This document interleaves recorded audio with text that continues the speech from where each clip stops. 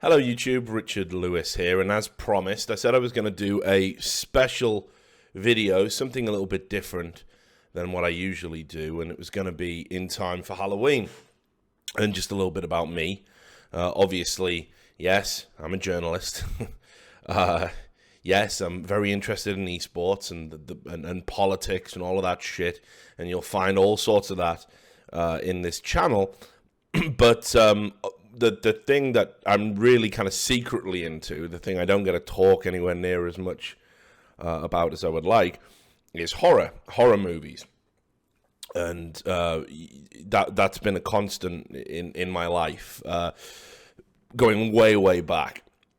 And I've done one or two little videos about it where we've touched on it, but never really elaborated. So I got into horror at a very young age, like unbelievably, unfeasibly young, probably illegally young, because I used to go and visit my grandmother, and she wanted to curry favor with me. It's a strange story. So basically, my grandmother, she had a tracheotomy.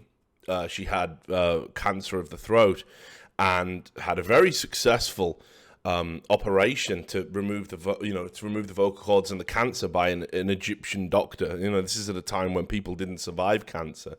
It was quite outstanding in and of itself, but obviously she couldn't talk. She had no voice box, so it would be like, she had to kind of whisper and cover the hole occasionally to force the sounds out. Now, all my cousins and other family members really struggled to understand her, but for some reason I just got it. Like, I could just understand what my grandmother was saying with these sounds, always. Like, I don't know what it was. It's like I could just get it, right? And no one else could. And she tried a bunch of shit. She had that like speak and spell shit, like hello, and the robot voice. And she tried a fucking voice box, and that terrified all of my other cousins because she sounded like a fucking Dalek, like, hi, come here, give your gran a hug. And it was just awful, and it scared the kids. And because people couldn't understand her, people didn't really want to interact with her.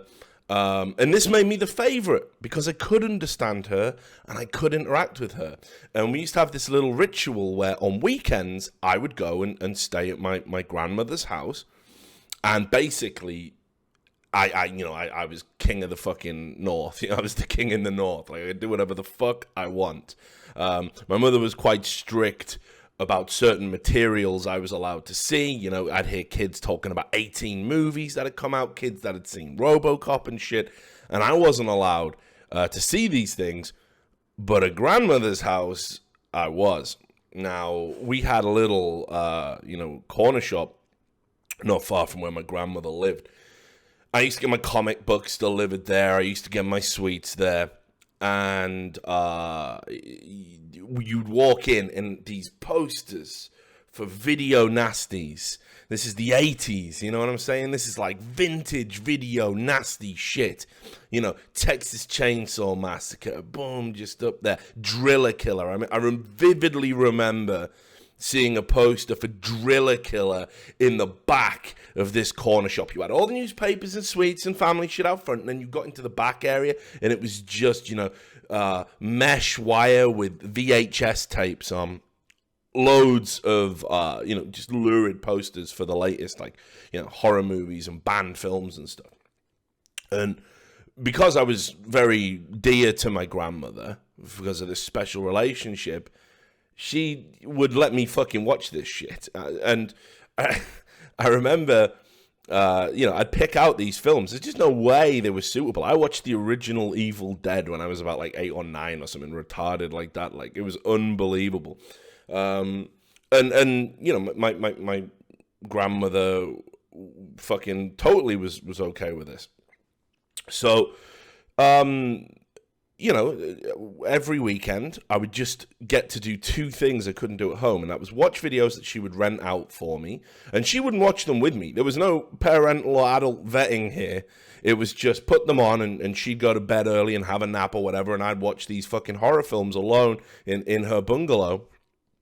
Or the other thing I used to get to do was stay up late, and we didn't have a TV, or we just got a TV, and again it was heavily policed what I could and couldn't watch, and I used to stay up late and watch Channel 4. This was at a period, if I remember correctly, you used to have the national anthem and TV used to turn off, and we started getting channels, in particular Channel 4 in the UK, which used to stay up a little bit later, 2, 3, and they used to run horror movies. Once it got to about 11 o'clock, there would be these double bills of like horror movies. They used to have this show with a young, thin Jonathan Ross, who was like the face of the counterculture then, not the face of the establishment like he is now that he works for the BBC. He used to do this fucking show where they would like pick something that was obscure, like Godzilla movies or Jackie Chan movies or horror movies, and he would do a 1 hour documentary about them, and then they would show a double bill. So I just had this deluge of horror coming into me. I always associated it with positive things, time at grandmother's, which, that isn't the fucking joy. The joy is as a kid being treated like an adult and getting to see all this shit and being able to, when you talk to other kids who are talking about this stuff, and I've seen that film, and then they have to make up a scene because they haven't really seen it, and you've really seen it, you're like the cool kid, So, long story fucking short, I loved horror. When I went to university, I made it like one of the things that I studied. I started to have this very clear understanding about horror movies and how if you ever want to see truly what a society is about, watch their horror movies or read their horror stories. It's so incredible how much you can just take from that, like how much you can learn about a society from that. I wrote a very long extended essay for one of my projects at university about it, called Society Gets the Monsters It Deserves. I'm pretty sure that's a title that's been used multiple times. My specific field was looking at, the swinging London scene and Hammer horror movies and how they changed culturally. And I was very hyper aware by the time I left university that like horror is like sort of the gateway to understanding a lot about culture, like what we're scared of, what the political zeitgeist at the time is. And I've just tried to broaden my horror horizons, like at every opportunity. I routinely watch horror movies.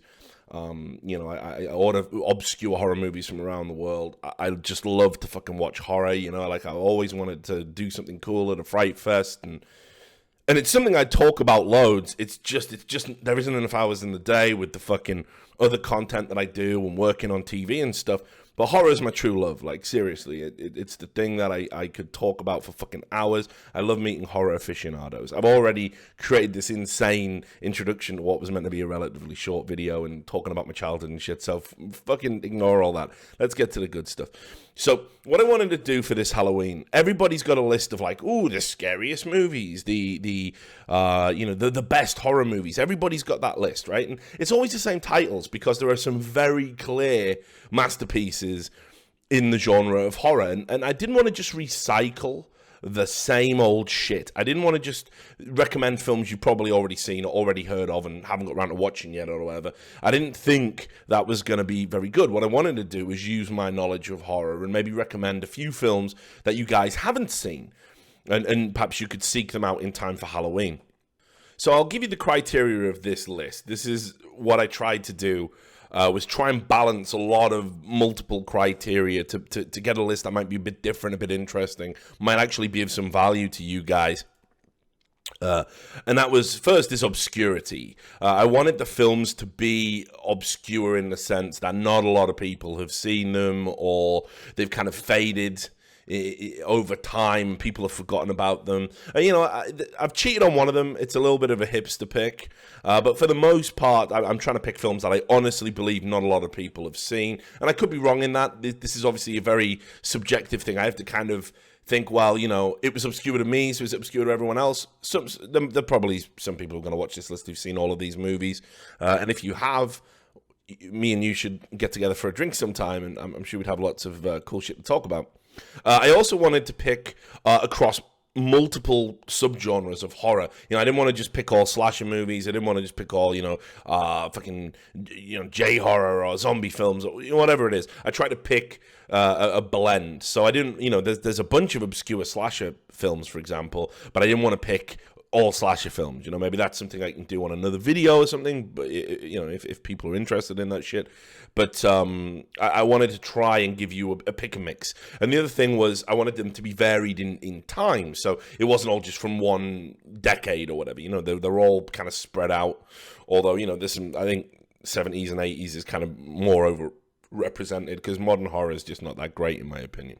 You know, there's a couple of high points, but we haven't really produced a great horror film for a while, and again, that's subjective, so whatever.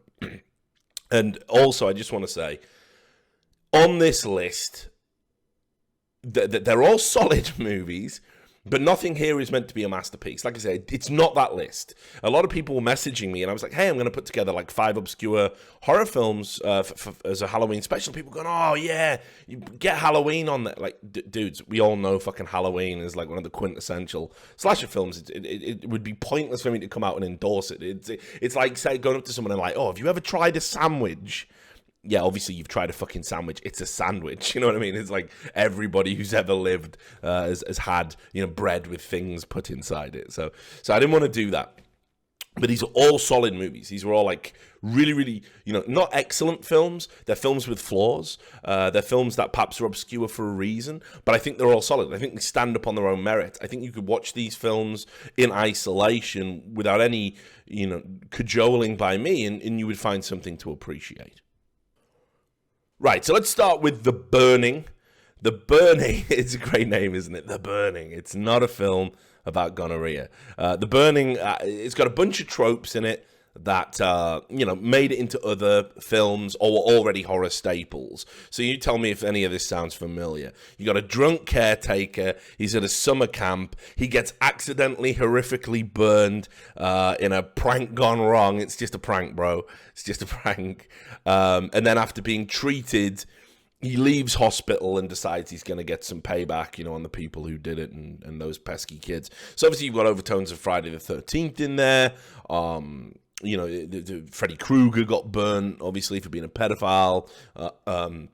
This whole idea of just a standard revenge story, you know, somebody has something done wrong to them, but, you know, they can't be entirely sympathetic. You know, it can never be, you know, he had to be drunk, right? They had to give him something. They have to give him a flaw. They have to give him a character flaw for it to work. Otherwise, you just sympathize too much with the person. You're like, yeah, fucking definitely kill all these cunts. Definitely do it. But, you know, this came out, I think it was 1981. And it was a time when, you know, people were putting together these low-budget slasher movies. Like, there was just a bunch of them. And it's weird that The Burning, you know, faded, I think, into obscurity, because it's actually better than, you know, 99% of the films in that genre. I'd even say better than some of the entries in some of the famous series, you know, like, you know, the Friday the 13th series. What I love about it is, and we'll have a clip coming up now, the film really sets its stall out in the pre-title sequence. You've got the titular burning, obviously you see that happen, and then you've just got this ridiculous scene that builds this early tension. The doctor is attacked by what looks to be a doner kebab.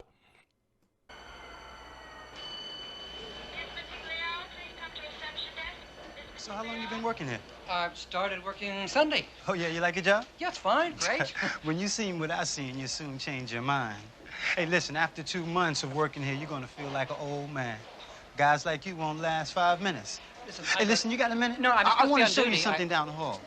After you see this guy, you'll never want to come back in here again.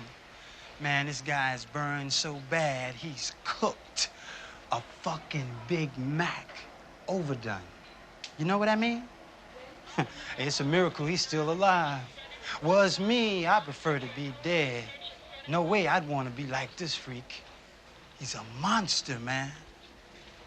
I've been working here 10 years, and I'm telling you, I ain't never seen anything like this. In here, man. Come on, take a look. Listen, I gotta go. You want to be a doctor, right?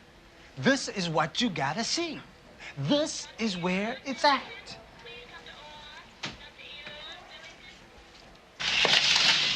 Now, this is Burns. You ain't never gonna forget this, man. As long as you live, you're never gonna see a freak like this.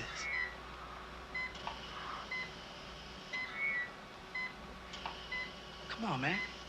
Take a look. You ain't gonna see nothing standing over there. Come on, man. Take a look.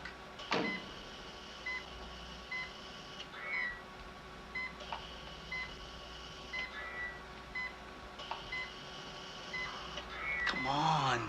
Take a look.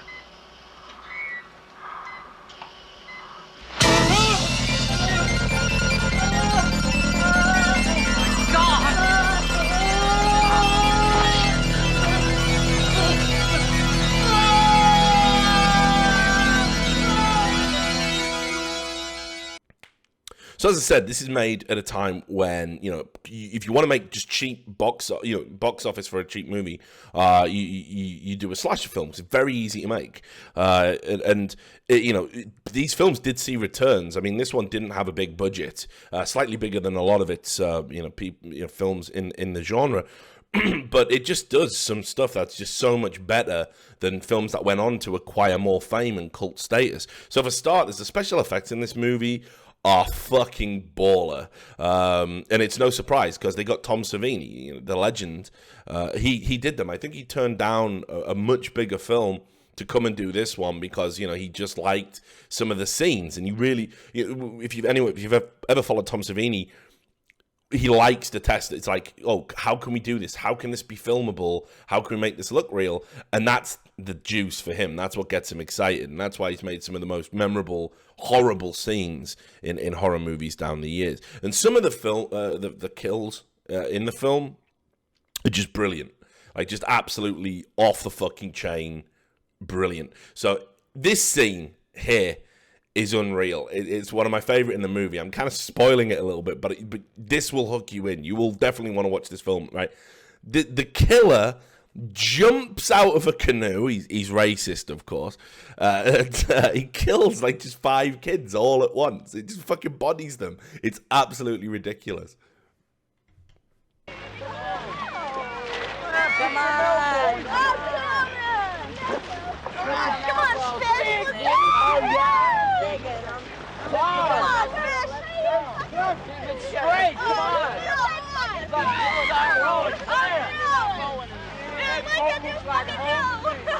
Here we go, Fish! I'm going. I got seaweed. Don't worry about that. We're out of canoe. I can't believe it.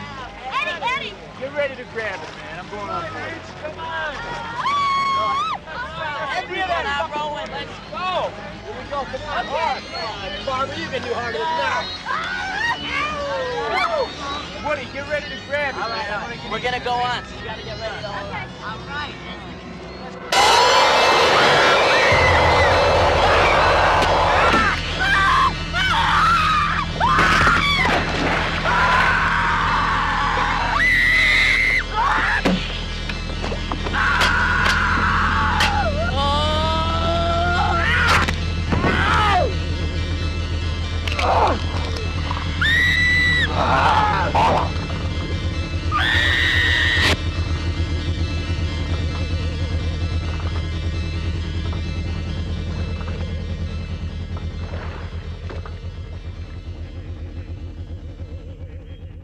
So, in simple terms, when we talk about slasher movies, there's 2 kinds, really. There's the kind where they play it straight, and the horror is derived from you empathizing with the victims, the prey, the people being stalked, whatever it is. And then there's the kind which is played for shock, borderline comedy, where you're secretly empathizing with the killer. And this is very much in the latter, because all the people at this camp are just a bunch of cunts. Like, you just want them to die, and the film really invites you to kind of cheer with each new victim. So yeah, this is like a perfect movie to watch with a group of friends, few beers, put it on, just yuck it up, and just laugh at some of the ridiculous, over-the-top, brutal slayings. Just a great film, really. Awesome slasher movie. So next up, there was another slasher film, but a very different kind. It's like a slasher whodunit, and it's called Black Christmas. And it deserves way more credit than it gets whenever we talk about horror movie history, and that's for a number of reasons. So first up, It really is the film that kickstarted this new wave of the slasher genre, of slasher films. You know, there wouldn't have been a The Burning or a lot of other things, actually, if it wasn't for this movie. It came out in 1974. That's the same year as the legendary Texas Chainsaw Massacre. So it predates Friday the 13th by 6 years, and it influenced things like Halloween because it focuses on female victims and their female victims being terrorized in an environment that was formerly safe. So, you know, you think about Halloween, it's like, well, you know, the killer's there in the house. This is something that is, again, it's something that's very effective in horror because you feel safe in a safe environment and suddenly it's not safe. That security's been wrenched out from under you. And again, we see lots of movies really utilize that. So secondly, it just undoubtedly is the big influencer of all the holiday-themed horror movies that came out. You know, and if you think about it, every holiday, no matter how fucking mundane, has some sort of horror movie attached to it. You've got Halloween, obviously, Friday the 13th, Happy Birthday to Me, Christmas Evil. I mean, you know, I could reel off a pretty big list just off the top of my head. And there's just loads. And while there's no doubt Black Christmas took its cues from films that came earlier, like He Came Home for the Holidays and Silent Night, Bloody Night, it really popularized that trend. And incidentally, Eli Roth's fake trailer for the Grindhouse Project is so spot on in its homage to this trend. It's quite possibly the best thing he's ever done.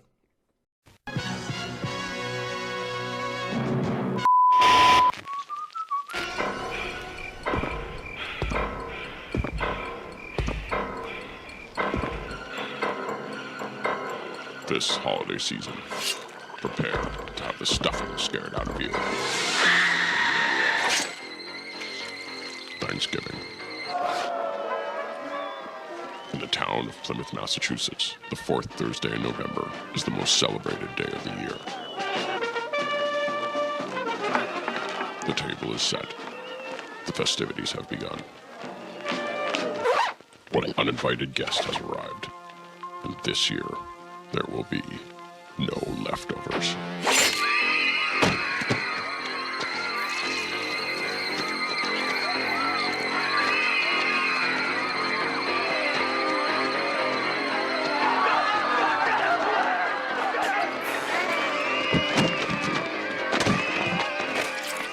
Thirdly, Black Christmas utilizes the killer calling the victims trope. So think about that old ghost story, you know, the killer's in the house, and blah, blah. And that was actually considered old hat by the time we get into kind of modern horror towards the end of the 80s, 90s. And then Scream, you know, came along, gave us that knowing wink, and resurrected it and made it okay again. But this was, again, one of the horror movies that really brought that trope into being utilized. The idea of a phone as a means of communication between your killer and proposed victim. So the plot's fairly straightforward. It's Christmas, some dude has broken into the house, they're having a party, he starts making some calls, and then he starts bumping people off. And there's just no laughs in this. Like, it is unbelievably bleak. It's so straight-laced. Everything about the movie, the tone, you know, it's Christmas, but it's not a particularly bright movie. It's got a very muted and dull palette. The house is cluttered and old and not very Hollywood, you know? And the killings take place in areas of just natural clutter that we have. We've all got a wardrobe that's a bit too full, right? And like somebody could hide in it. And it's just no laughs across the board. It's like it's the killings are believably mundane, I guess would be the way to describe it. And the film maintains the tension right from the get-go because the killer is in such close proximity to the people that are going to be his victims.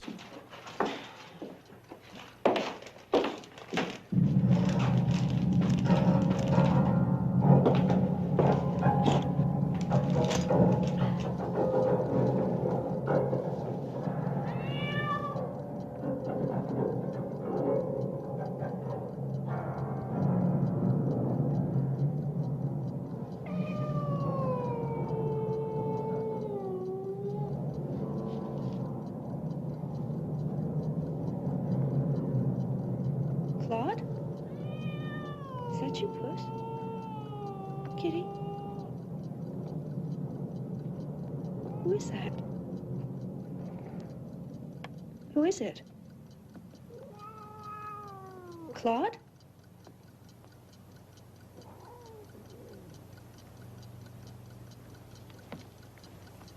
Who is that?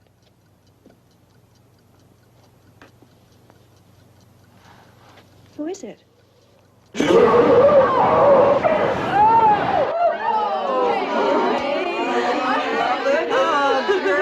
It's really beautiful. And then there's this whodunit element that comes into play, which actually got it heavily criticized by critics at the time. But basically, you know, while all this is going on, you're trying to think, who's the killer? What's his motivation? And it throws a twist ending right at the end, and it's just not resolved by any sequels or anything like that, which of course is something that, you know, we've seen in other horror movies. They deliberately have an ending because, you know, the sequel's coming in the pipeline. Well, Black Christmas doesn't do that. It's deal with it. That's the end, and get fucked. So this is a real creepy, slow, and it's just an unsettling movie. You know, it needs to be talked about a lot more than what it is. It definitely deserves its place in horror history for all the reasons that I've listed. And if you want to see something that actually might unsettle you, you know, watch this alone with the lights off. Even though it's old, I think this will put the shits up you. Now, next up, J-horror. Obviously, that's Japanese horror, and it's contributed some great titles down the years. You'll have seen Ring, Dark Water, The Grudge, and hopefully not just the bland US remakes. And imagine some of you will have even seen Audition, which I deliberately omitted from this list, even though I think it's fucking just a great film, because it's not that obscure. It's a bit of a hipster pick. And, you know, Japanese cinema, it's got so many great horror films, like going back decades. Classic ghost stories that draw on Japanese mythology, curses, paranormal shit. It's really, really good, and there's so many kind of undiscovered gems out there, which a lot of them very much focused on the psychological element. And I'm not going to pick a single one of those films. Instead, I'm going to pick what is, for me, possibly the most ridiculous J-horror film of all time. It's Tokyo Gore Police. And this film is brilliant. It just exudes this punk rock attitude. It just gives no fucks. It's a literal no fucks given movie. It's got torture in it, blood, just claret everywhere, full frontal head explosions. A man gets his penis bitten off, and there's a woman whose lower half is the head of a crocodile. No, I'm being serious.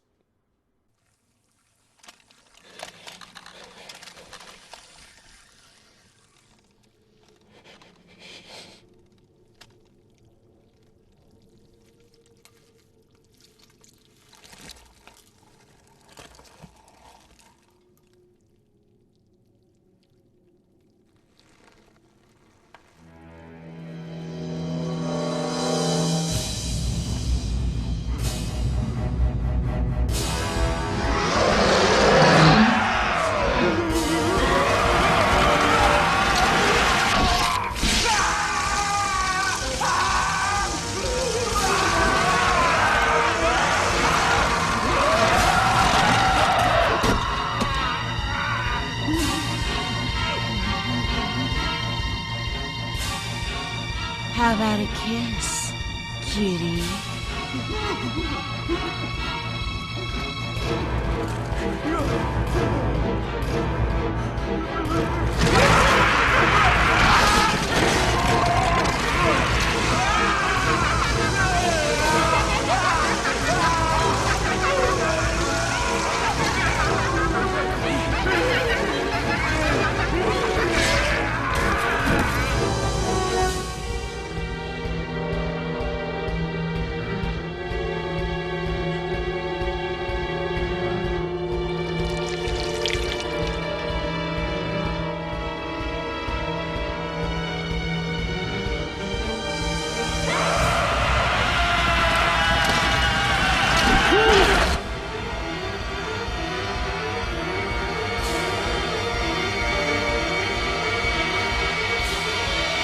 Take this.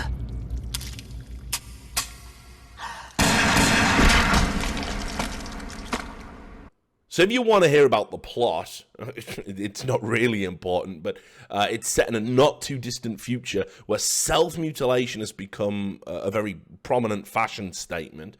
And there's some virus that's been put out there by a mad scientist that causes wounds to mutate into weapons. And these mutants are called engineers because they can engineer themselves into being, deadly killer cunt things. In Tokyo, a special police force is assembled to keep these people in line, and they aren't bound by the same rules as other law enforcement agencies. So after a retribution massacre for some of their transgressions, shall we say, happens at their headquarters, the state orders that all engineers have to be executed, and it just gets batshit crazy from there on in.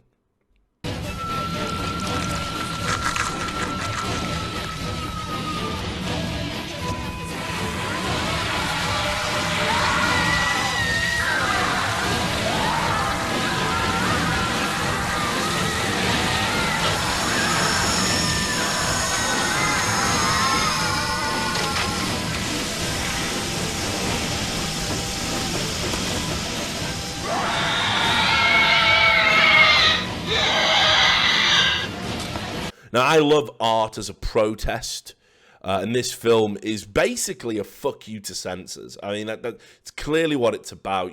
They're baiting the censor at every opportunity. And if you read into the meta-narrative, this is ultimately about a fuck you to the status quo. I don't need to hammer home the point that it's trying to make about, people are different, and the state wants to shut them down, they're dissidents, they're dangerous. You can follow all of that. I mean, this is a film that can only really come out of Japanese society. So it's got to be seen to be believed. You will not see another film like this, honestly, in your life. And it deserves an army of fans. It deserves to be discovered. So definitely go and check that one out. Now, this is where I cheat. Let me just get some coffee here. This film isn't obscure, but it has been forgotten about maybe just enough. So I'm going to include it. And it definitely makes me a hipster cunt. No doubt about it. And this film will be on every list of cult horror movies. If you Google cult horror films, it's going to be on there every time. And therefore, it technically isn't obscure, but fuck it. It's a personal favorite of mine. I'm talking about Reanimator. So where to begin with this? There's just a million reasons to love it if you're a horror aficionado. It's got it all, really. It's a quintessential cult horror film.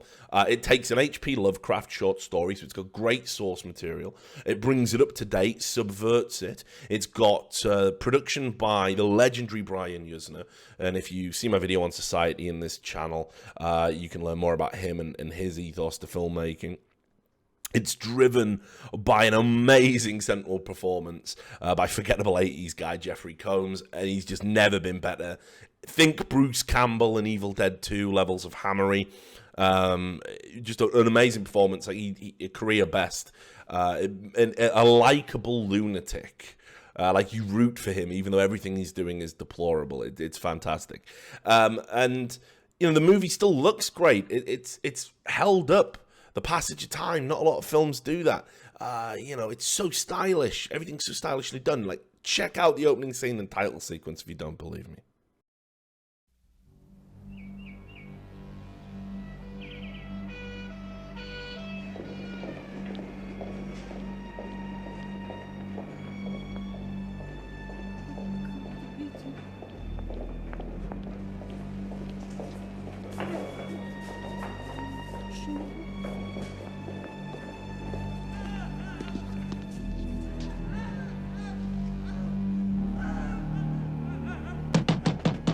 Dr. Gruber! Herr Doctor! Herr West! Herr West! Herauskommen! Jetzt? Ja. Okay, genau.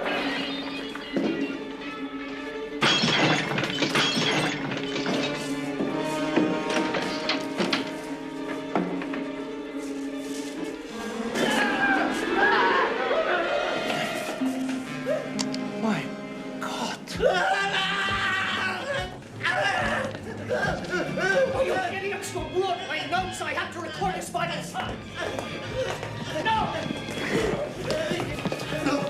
Dr. Gruber? Dr. Gruber, wie geht's dir?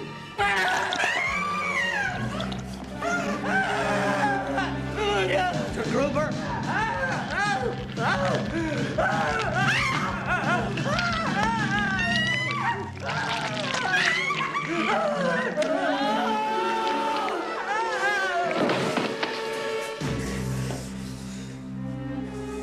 Er ist tot.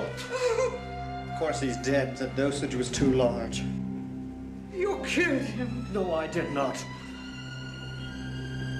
I gave him life.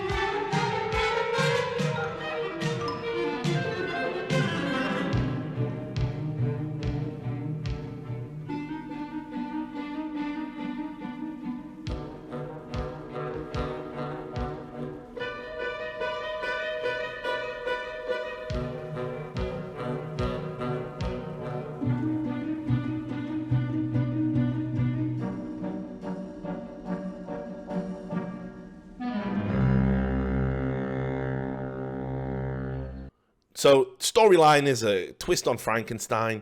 Brilliant young scientist Herbert West wants to conquer death. He's incredibly close to doing so. The constant experimentation he needs to do, it's continually pushing ethical boundaries, medical boundaries, but he's always arguing to himself that it serves the greater good. And he keeps going, and he takes his colleague and roommate along for the ride, another medical student / doctor. Now, even though West is kind of portrayed as a fucking nutcase throughout, as I said, you really root for him. He's a top lad. He's an absolute top lad. He takes no shit. Just look how he deals with someone trying to take credit for his research here.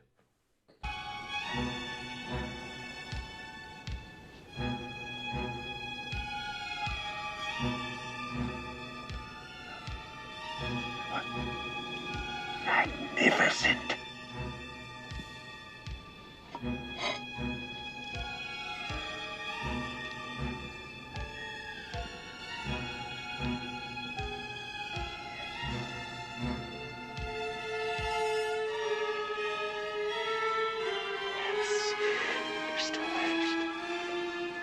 I will be famous.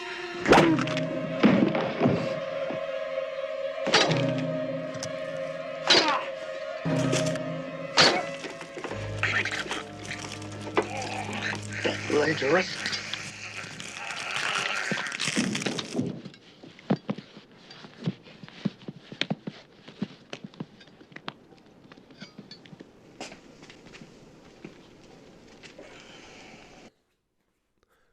So, rarely has a film managed to find the blend of horror and comedy, and also tell a great story.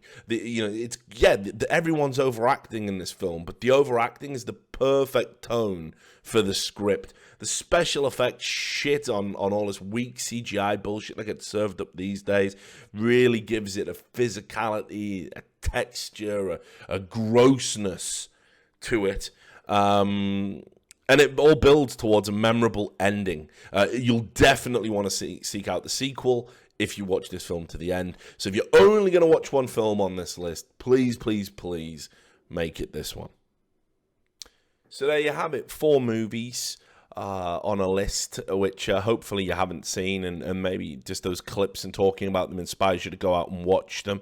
There was loads of others I really wanted to put on the list, but there wasn't time if I was going to get this out in time for Halloween. But what I'm going to do is I'm going to leave you with a clip from another film that almost just this close. I was going to put it on the list, but I guess it wasn't obscure enough for me. It's a film called Zombie Flesh Eaters from 1979, commonly just known as Zombie 2. It's by the great Italian horror director Lucio Fulci, and basically what he took upon himself was to just make a sequel for George Romero's Dawn of the Dead, like what happened afterwards, what happened. And it's got so many just bonkers bits in it. I'm going to leave you with the clip of a zombie fighting a shark.